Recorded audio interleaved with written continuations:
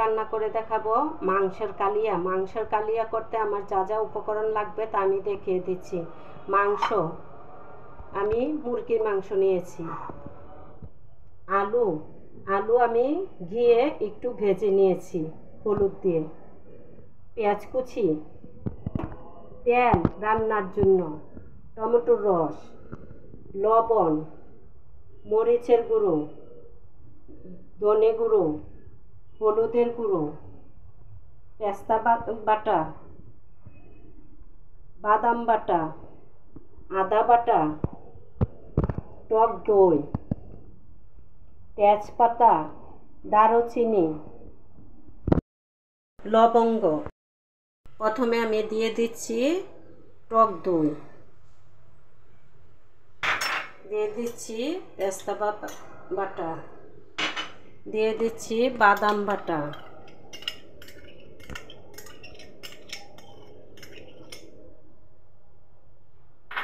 দিয়ে দিচ্ছি আদা বাটা,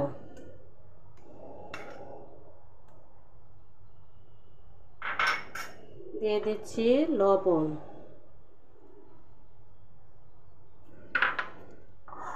আর দিয়ে দিচ্ছি ধনে গুঁড়ো,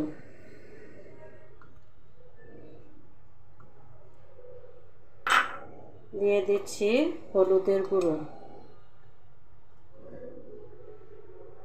দিয়ে দিচ্ছি মরিচের গুঁড়ো,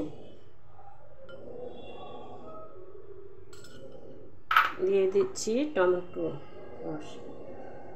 এগুলো আমি সবগুলো উপকরণ একসাথে দিয়ে মেখে নেব। কিছুক্ষণ মেখে এটাকে রেখে দিব।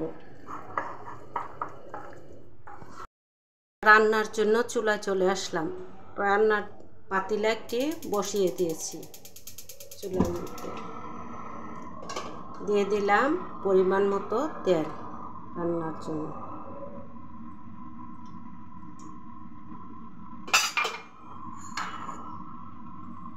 আমার তেলটা গরম হয়ে আসছে, এখন দিয়ে দিচ্ছি পেঁয়াজ কুচি,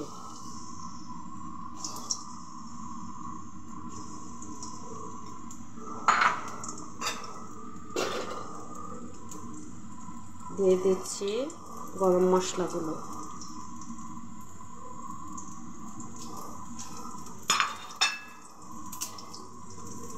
দিয়ে আমি একটু ভেজে নেব পেঁয়াজগুলোতে। পেঁয়াজটা যখন এরকম একটু ভাজা হয়ে আসছে তখন আমি দিয়ে দিচ্ছি মাংসগুলো, মাখানো মাংসগুলো।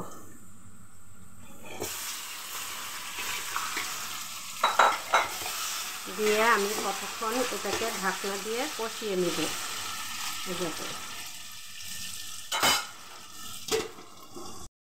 আমার মাংসটা যখন একটু কষানো হইতেছে তখন আমি মাঝে মাঝে একটু নেড়ে দেব।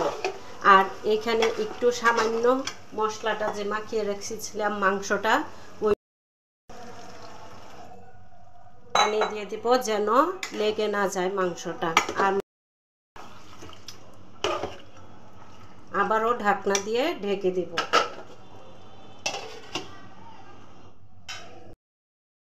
আমি এই পর্যায়ে দিয়ে দেব আলুগুলো দিয়ে আরও কিছুক্ষণ কষিয়ে নেব।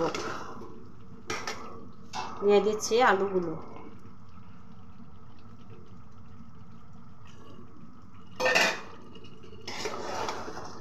এরকম করে আরও কিছুক্ষণ কষিয়ে নেব মাংসটা সেদ্ধ হওয়া পর্যন্ত।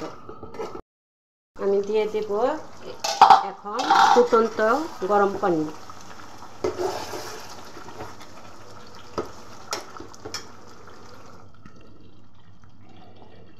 দিয়ে দিচ্ছি ফুটন্ত গরম পানি।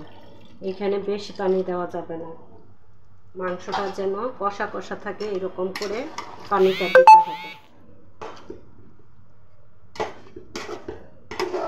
দিয়ে আরও কিছুক্ষণ রান্না করতে থাকবো। এখন হয়ে গেছে আমার মাংসের কালিয়া। আমি এখন চুলাটা বন্ধ করে দিয়ে কালিয়াটা নামিয়ে ফেলব। পরে আপনাদেরকে পরিবেশন করে দেখিয়ে দেব। হয়ে গেছে মাংসের কালিয়া। এখানে মাংস কিন্তু কচি মাংসই নিতে হবে, যেই মাংসই নেন কচি মাংস নিয়ে রান্না করবেন। আমার চ্যানেলটি ফলো করুন, আমার ভিডিওটি সম্পূর্ণ দেখে লাইক করুন, কমেন্ট করুন। ধন্যবাদ।